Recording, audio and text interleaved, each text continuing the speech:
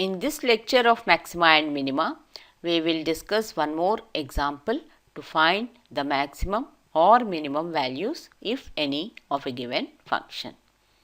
The function given here is f of x is equal to absolute value of sine of 4x plus 3.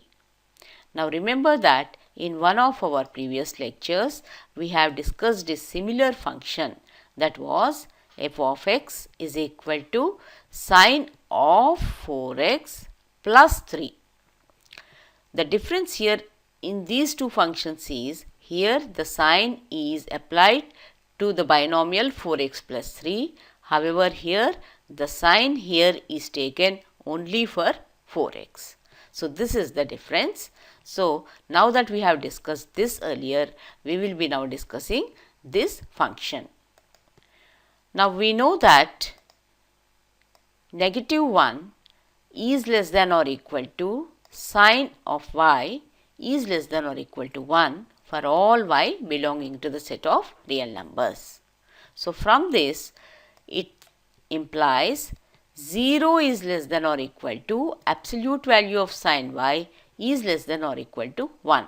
This is true because the absolute value is always greater than or equal to 0. So it makes sense for us to write 0 instead of negative 1, since there is absolute value sine.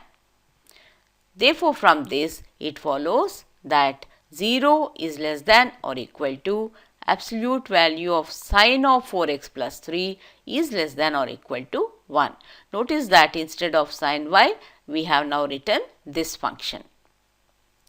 Therefore, from this we can make out that this function f(x) is greater than or equal to 0 or less than or equal to 1. That means the maximum value of this function which attains is 1, and the minimum value the function attains is 0. The same thing we will see with the help of a graph. Here is the graph of the function. From this graph, it is very clear that the maximum value that the function is taking is 1.